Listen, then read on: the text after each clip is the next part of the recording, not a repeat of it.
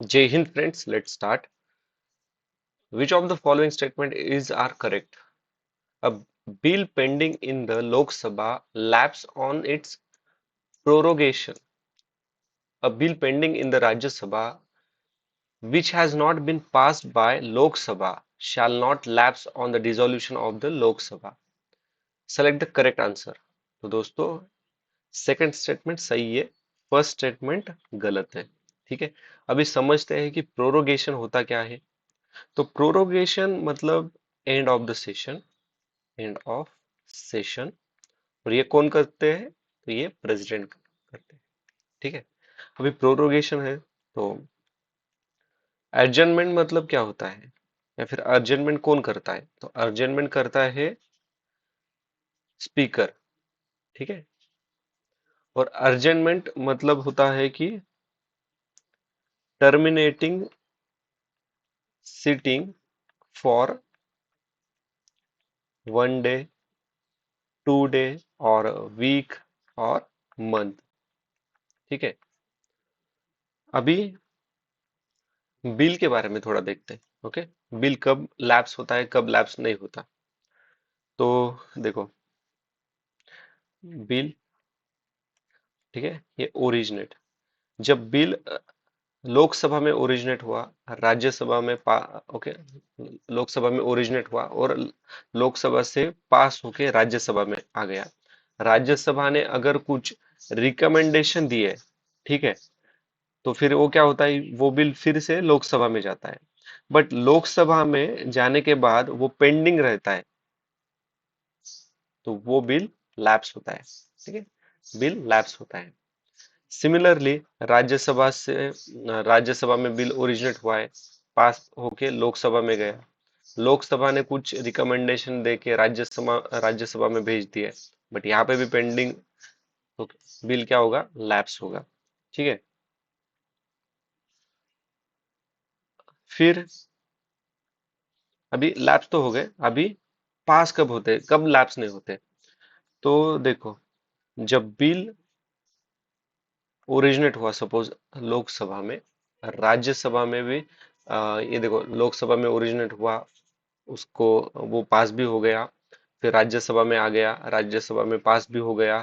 ठीक है, तब प्रेसिडेंट के पास भेज देते हैं। ठीक है, अगर प्रेसिडेंट के पास भेजने के बाद बिल कभी लैप्स होता नहीं है। ठीक है, ओके, जब कोई भी बिल हो, अगर उस बिल को प्रेसिडेंट का हाथ लग गया तो समझना वो बिल कभी लैप्स नहीं हो सकता। ठीक है,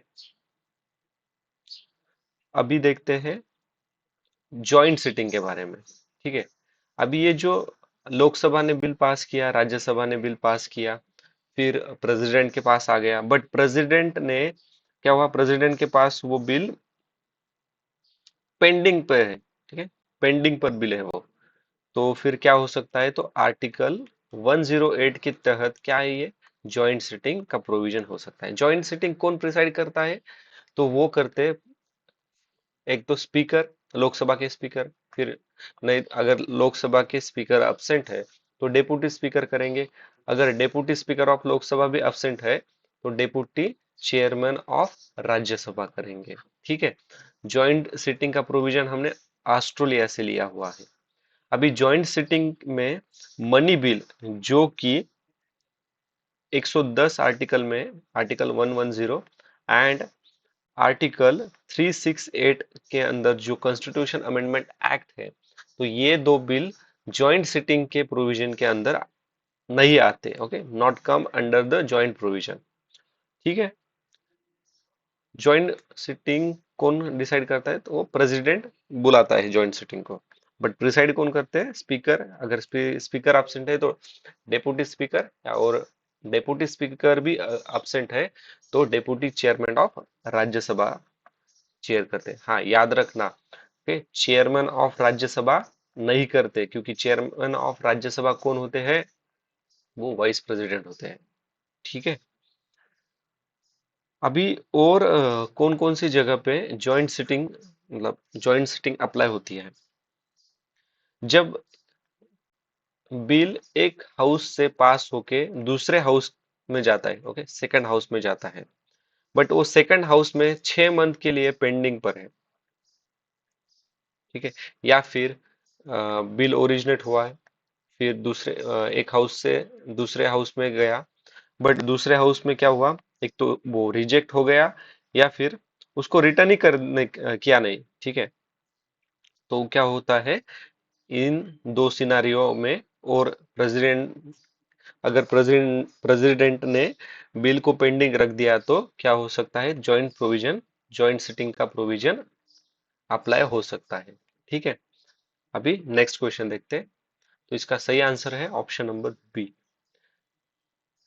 विच of the following are the indicator use by IFPRI? IFPRI मतलब international food policy research institute, ठीक है। Compute the global hunger index report, global hunger, under nourishment, child stunting, child mortality, ये सभी हंगर से रिलेटेड है। तो 1 2 3, और एक और याद रखना, चाइल्ड वेस्टिंग, ठीक है। तो इसका सही आंसर क्या है, option number C, 1 2 3। Next question, this there has been a persistent deficit budget year after year. Which action of the following can be taken by government to reduce the deficit? अभी ये है 2016 का question paper, okay, set number A. अभी ये देखो 2015 set number A, ठीक है। Last video में हमने डिस्कस किया है, there has been a persistent deficit budget year after year, which of the following action can be taken by the government to reduce the deficit? देखो question same है, option भी same है, ठीक है। देखो, reducing revenue expenditure, introducing new welfare scheme, rationalization subsidies, expanding industries, reducing import duties, rationalizing subsidies, introducing new welfare scheme, ठीक है। As it is question same, मतलब वही क्वेश्चन रिपीट हुआ है। तो इसका सही आंसर क्या है, reducing revenue expenditure and rationalising subsidies, ठीक है। सिर्फ ये जो फोर्थ वाला है ना, वो थोड़ा चेंज किया है, ठीक है। बाकी 90% क्वेश्चन वही का वही है। तो इसका आंसर है ऑप्शन नंबर सी, ठीक है। अभी the establishment of payment bank is been allowed in India to promote financial inclusion. Which of the following statements are correct in this context? Okay, तो payment bank can not undertake lending activities नहीं कर सकते, can not undertake, तो सही है। Payment bank can issue both credit card and debit card, तो दोस्तों ये क्रेडिट कार्ड नहीं दे सकते, can not issue credit card, okay. They can issue debit card, फिर ATM card, but not credit card, क्योंकि क्रेडिट कार्ड मतलब loan देना होता है, ठीक है। अब स्टेटमेंट वन देखते हैं। Mobile telephone companies and supermarket chain that are own and controlled by resident are eligible to promote payment bank, तो ये भी स्टेटमेंट सही है, ठीक है। पेमेंट बैंक एक्सेप्ट करती है, एक्सेप्ट डिमांड डिपॉजिट, ओके। तो इसका सही आंसर है 1 और 3, ये उस टाइम का करंट अफेयर में होगा, ओके, पेमेंट बैंक। अभी नेक्स्ट क्वेश्चन भी उस टाइम के करंट अफेयर का है। LIFI, it is use as a medium for high speed data transmission, it is a wireless technology and is several time faster than WiFi. देखो, WiFi first सबसे पहले आया था, उसके बाद लाईफाई आया है। मतलब देखो, जब टेक्नोलॉजी, नई टेक्नोलॉजी इंट्रोड्यूस होती है, मतलब वो पुराने टेक्नोलॉजी से ज्यादा इफिशिएंट होगी, कम कॉस्ट में होगी। और यहाँ पे उन्होंने क्या कहा है, सेवरल टाइम, मैंने इसके पहले भी कहा था कि सेवरल टाइम एक पॉजिटिव वर्ड है। अगर इस जगह पे 5 टाइम्स, 7 टाइम्स, 8 टाइम, तो समझ लेना वो यहाँ पे वो गलत है, बट यहाँ पे सेवरल टाइम दिया है, ठीक है। ये ट्रैप वर्ड याद रखना, काम आएगा। तो ये स्टेटमेंट सही है। और it use light, okay. LIFI, actually LIFI is visible light communication technology, okay. तो ये भी स्टेटमेंट सही है। तो इसका आंसर है option number C. Next question देखेंगे अभी। The term the term intended national determined contribution seen sometimes seen in the news. ये जो टर्म है ना, international intended nationally determined contribution, ठीक है, देखते हैं अभी इसके बारे में थोड़ा। ठीक है, ओके, तो देखो, pledge made by the European countries to rehabilitate refugees from the war affected Middle East। Okay, pledge made by the European countries, Europe को क्या कहा जाता है, गार्डन ऑफ द वर्ल्ड। और ये क्या बोल रहे हैं कि जो भी रेफ्यूजीज है ना, उनको क्या करेंगे, वो रिहेबिलिटेशन करेंगे, मतलब उनको लैंड देंगे, उनको सेटल करेंगे। देखो, यूरोप इतना अच्छा है कि वो लोगों रेफ्यूजी को लैंड देगा, उनको सब कुछ इनका करेगा, इतना भी तो अच्छा नहीं है यूरोप। ओके, तो ये तो गलत है। अभी देखो, बी और डी को देखो साथ में। plan of action outlaid by the plan of action outlaid by the countries of the world to combat climate change, countries of the world regarding sustainable development। मैंने कहा था, जब दो ऑप्शन इस तरह के सिमिलर होते हैं ना, तो समझना ऑप्शन आंसर उन दोनों के बीच में ही होगा। ठीक है, और ऑप्शन बी क्या बता रहा है कि कॉम्बैट क्लाइमेट चेंज, और ये बता रहा है कि सस्टेनेबल डेवलपमेंट को। ये क्लाइमेट चेंज वाला ना वाइड मतलब वाइडर लेवल पे बता रहा है, ठीक है, वाइडर एरिया कवर कर रहा है। इसका आंसर है ऑप्शन नंबर बी। ठीक है, अभी ये कभी भी इस तरह के क्वेश्चन तब सॉल्व करोगे ना, तो वाइडर लेवल पे सोचना। Okay, which of the following is the purpose of UDAY, scheme of government.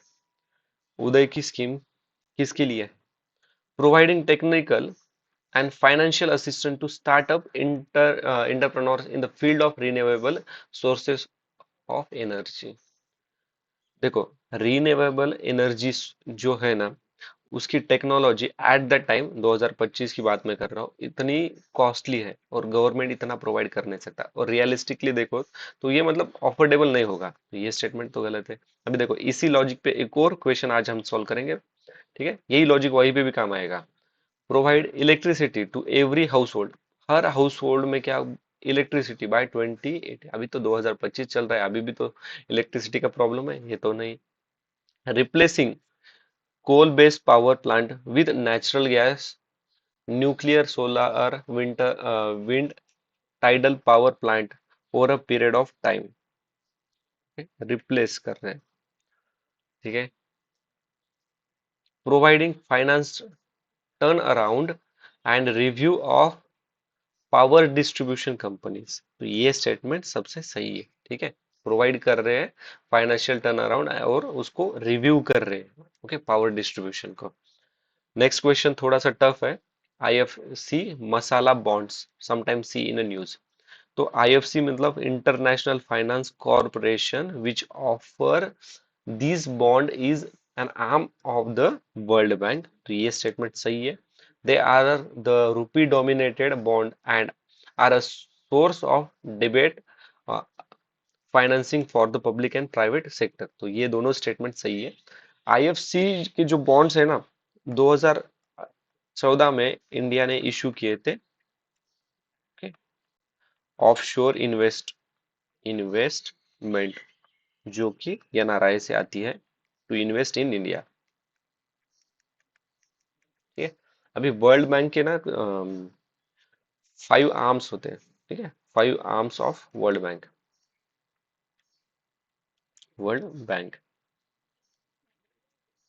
एक तो देख लिए इंटरनेशनल फाइनेंस कॉरपोरेशन, दूसरी है इंटरनेशनल डेवलपमेंट एसोसिएशन, थर्ड है international bank for reconstruction and development, उसके बाद मल्टीलैटरल इन्वेस्टमेंट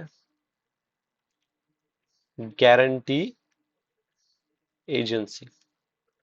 अभी ये जो चार है ना, इन चार जो आर्म्स है वर्ल्ड बैंक के, इंडिया इनका मेंबर है, India is a member of IFC. Okay, international finance commission, international development association, international bank for reconstruction and development, multilateral investment guarantee agency. इन चारों ब्रांच का इंडिया मेंबर है, but जो fifth arms है world bank की, जो है international centre for settlement of investment dispute,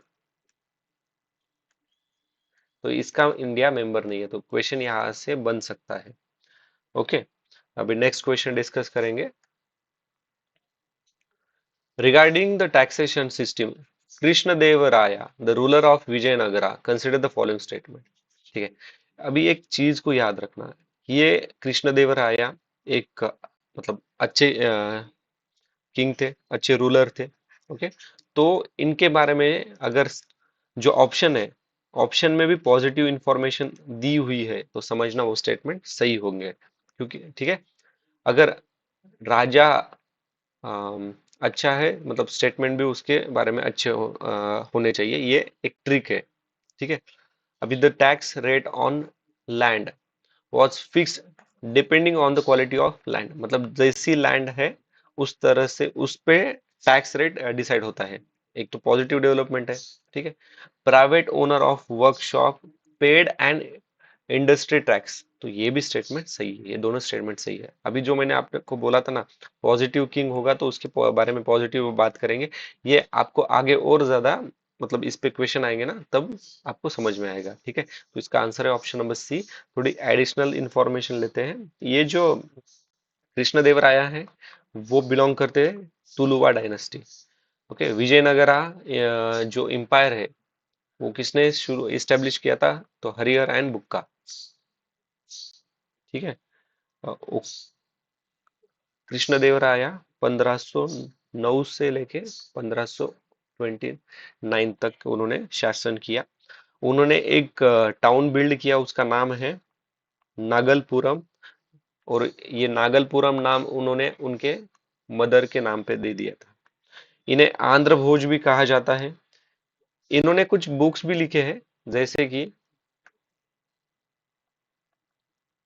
अमुत्य माल्यदा। Okay, अमुत्य माल्यदा, जो कि तेलुगु में है, और इस बुक में स्टेट क्राफ्ट के बारे में बताया हुआ है।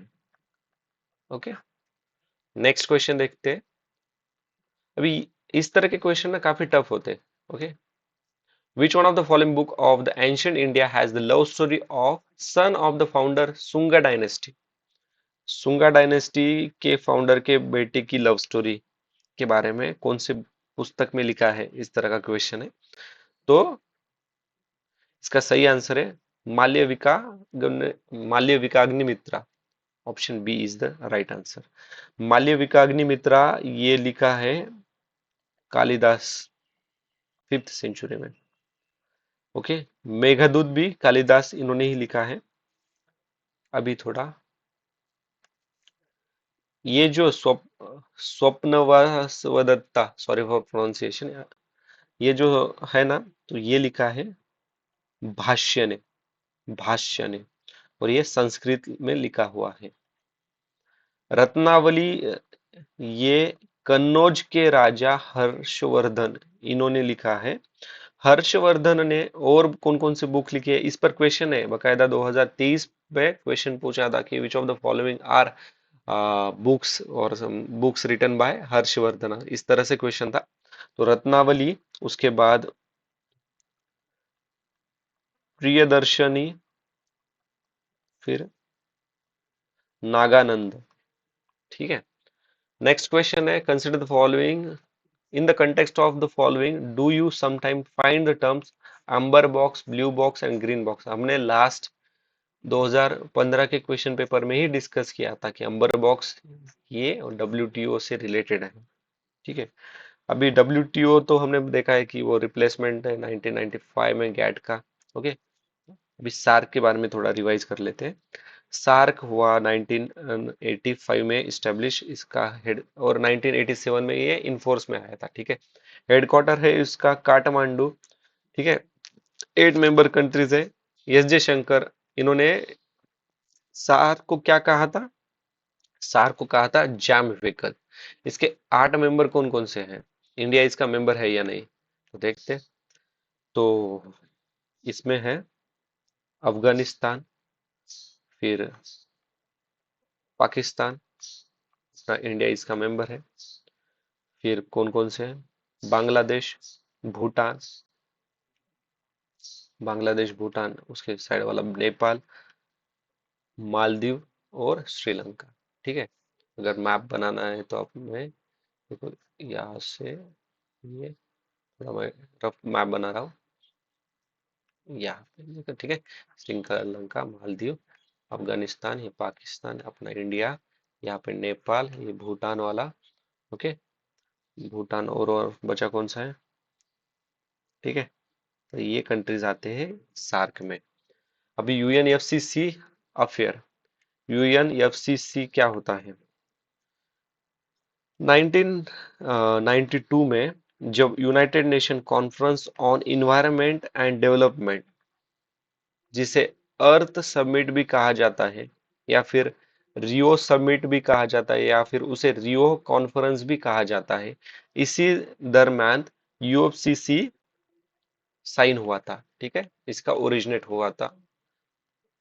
तो याद रखना। और ये अर्थ समिट, रियो समिट, रियो कॉन्फ्रेंस, ये काफी बार क्वेश्चन में पूछा जाते हैं, बट ये all of them are same. ठीक है, 1992 में हुआ था।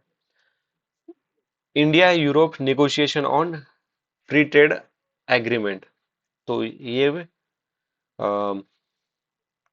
एक्चुअली ये ट्रेड डील है, इस पे भी काम चल रहा है अभी उस पे।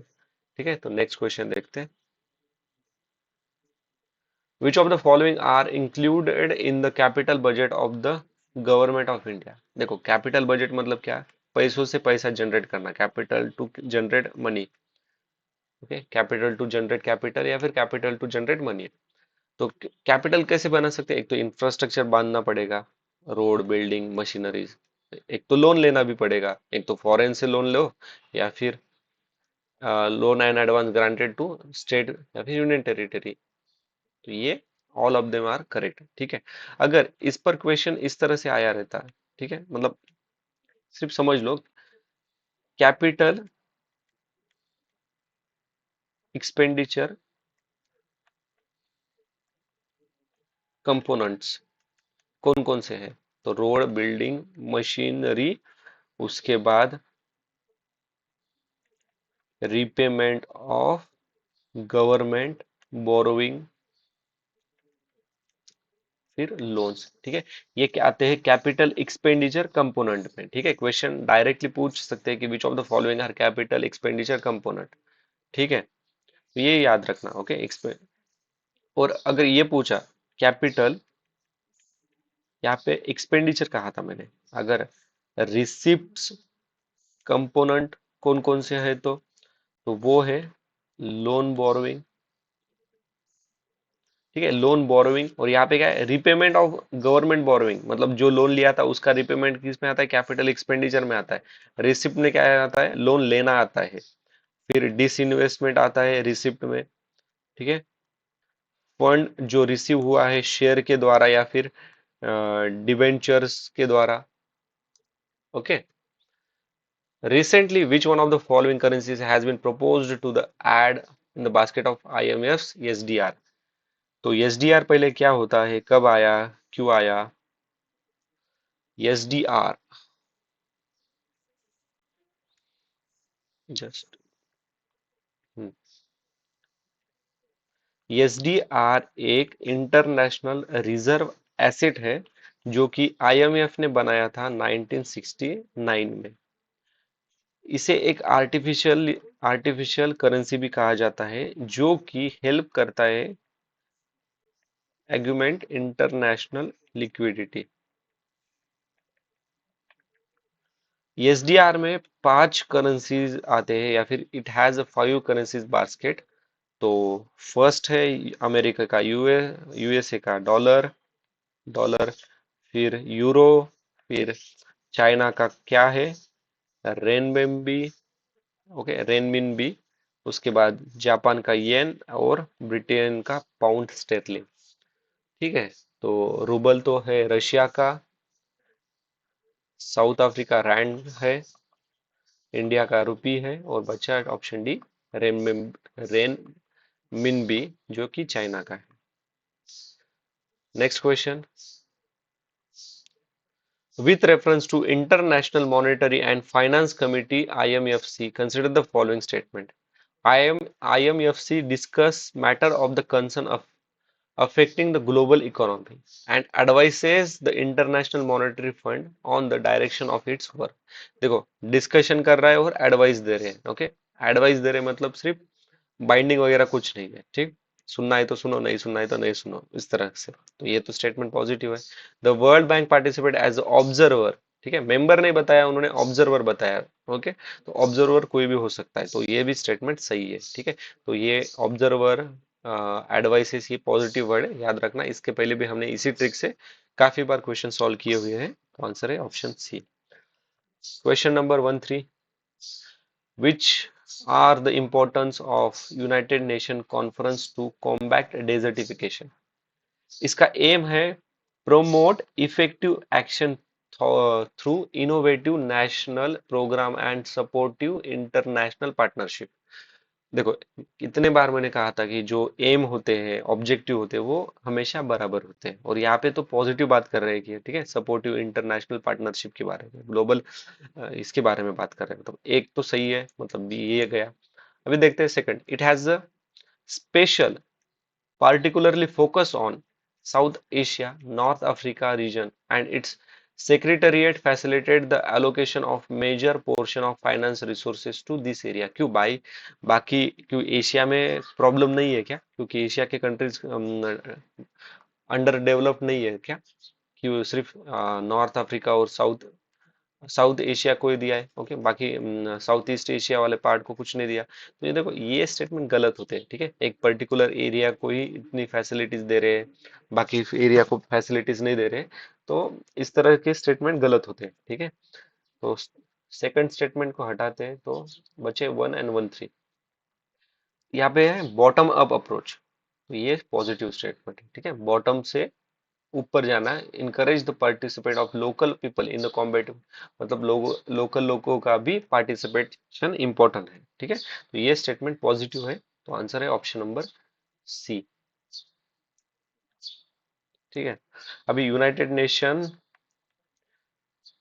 कन्वेंशन टू कॉम्बैट डेजर्टिफिकेशन, ये इस्टेब्लिश हुआ था 1990, ओके, 1994 में इन्फोर्स हुआ था, और ये लीगली बाइंडिंग है।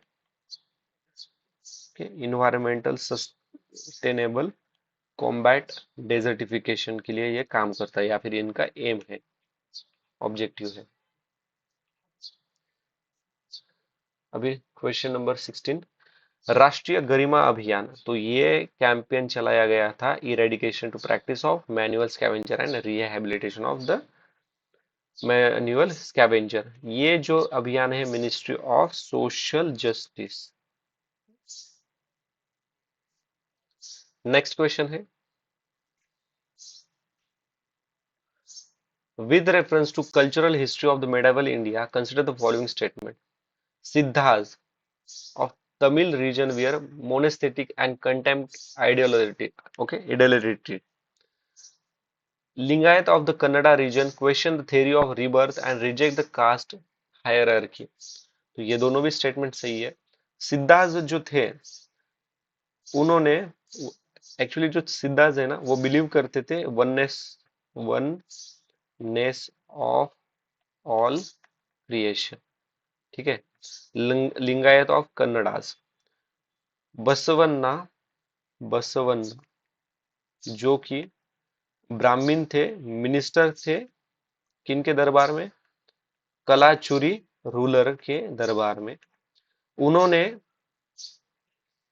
वीर शैवास, मतलब हीरोज ऑफ शिवा, और लिंगायत मतलब होता है कि वीर वीर जो लिंग को वियर करता है, ओके, परिधान करता है। ठीक है, तो इन्होंने लिंगायत इंट्रोड्यूस किया था, और उनकी आइडियोलॉजी थी जो थ्योरी ऑफ रीबर्थ।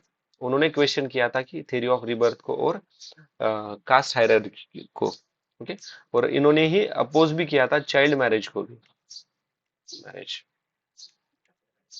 तो इसका आंसर है ऑप्शन, बस सीधा एनसीईआरटी से क्वेश्चन पूछा गया है ये। With reference to Organization for Prohibition of Chemical Weapon (OPCW), consider the following statement. It is an organization of European Union in working relation with NATO and WHO. It monitors chemical industry to prevent new weapon from emerging. It provides assistance and protection to state against chemical weapon। देखो, monitor कर रहा है, assist कर रहा है, मतलब दो और तीन तो सही है। अभी बच देखते हैं, ये गया, मतलब ऑप्शन बी हो या फिर डी। ये जो ऑर्गेनाइजेशन है ना, ये देखो, European union working with relation NATO and WHO, देखो ये गलत है, यहाँ पे पूरी खिचड़ी बना दी है। इतने सारे ऑर्गेनाइजेशन अगर आ गए ना, तो समझना वहां पे ट्रैप्स एग्जामिनर ने सेट किया हुआ है। ठीक है, ये जो ओपीसीडब्ल्यू है 1997 में इस्टेब्लिश हुई थी। इसका हेडक्वार्टर है नेदरलैंड हेग में। एक इंटर गवर्नमेंट एटोनॉमस बॉडी है ये। Next question, which of the following best describe the import cover sometimes see in the news. Import cover, it is the ratio of value of import to the gross domestic product of a country, of a country। It is the total value of import of country in a year. एक साल के अंदर एक country ने क्या है import, इसकी value. Option A क्या बताता है कि एक कंट्री का इंपोर्ट के जीडीपी, और सी देखो, ratio between the value of exports and that of the import between two countries. ठीक है, दो कंट्री, देखो एक कंट्री के बारे में बताया, फिर एक कंट्री के एक साल के बारे में बताया, दो कंट्री के बारे में बताया। अब स्टेटमेंट डी देखते हैं। It is a number of months of import that could be paid for by a country's international reserve। by countries मतलब ये वाइडर लेवल पे बता रहे हैं, तो option D is the correct answer. Okay, next question है, कौन सा रीजन, ये उस टाइम का करंट अफेयर है बट अभी भी इंपॉर्टेंट है इसके। ओके, तो दो सेकंड और थर्ड सही मैच है। ये जो कुर्द वाला रीजन है ना, इवन तो ये अभी भी न्यूज में काफी बार चलता है। तो कुर्द है मिडल ईस्ट में, मिडल ईस्ट में।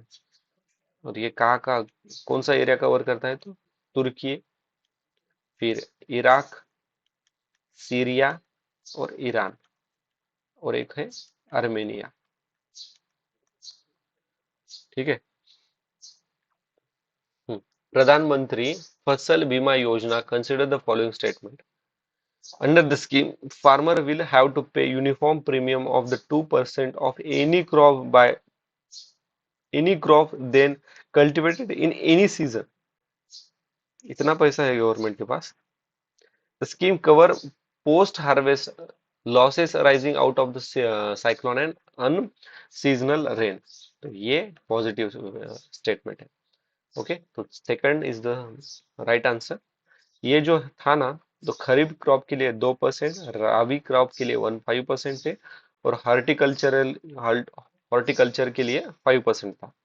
ये आता था ministry of agriculture and farmer welfare.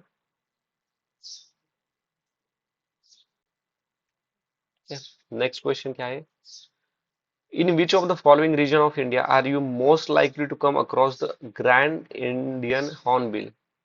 इसका हैबिटेट कहाँ पे है? यही पूछा है, एकदम स्टोरी बना के पूछ रहे थे। तो ये हमें पाया जाता है, मतलब ये हमें देखने को मिलता है वेस्टर्न घाट में। ठीक है, अभी इसकी थोड़ी एनालिसिस करेंगे। ये शेड्यूल 1 में आता है। इसका आईयूसीएन स्टेटस है वल्नरेबल। याद रखना, पूछा जा सकता है। कहाँ कहाँ पे पाया जाता है? नेपाल में, इंडिया में, साउथ ईस्ट एशिया में। स्टेट बर्ड कौन कौन से स्टेट का है? तो अरुणाचल प्रदेश का और केरल का है। अभी इसको में ना एक कंफ्यूजन पॉइंट है। ठीक है, एक होता है हॉर्नबिल फेस्टिवल, जो कि नागालैंड में सेलिब्रेट होता है 1 से लेके 10 दिसंबर के बीच में। ओके, नेक्स्ट क्वेश्चन देखते हैं अभी। Which of the following are the key features of National Ganga River Basin Authority? River basin is the unit of planning and management, सही बात है। It's superhead the river conservation effect at the national level, positive development.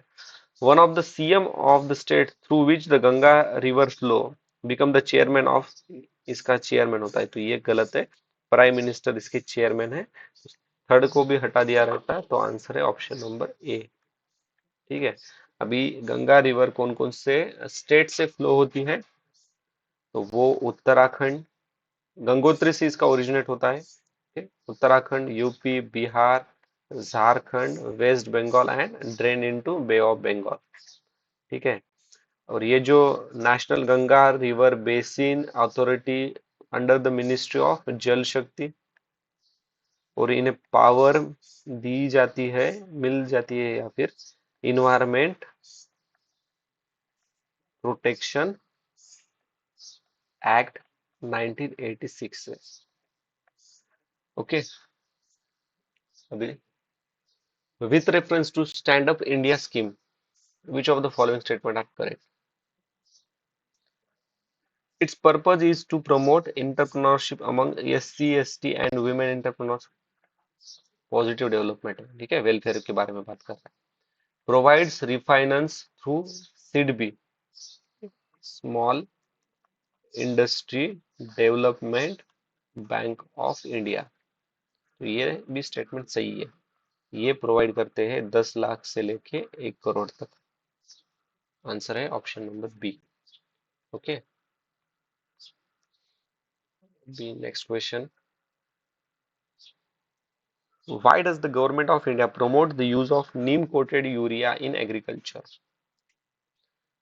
देखो, नीम में properties होती है to check nitrogen loss at every stage.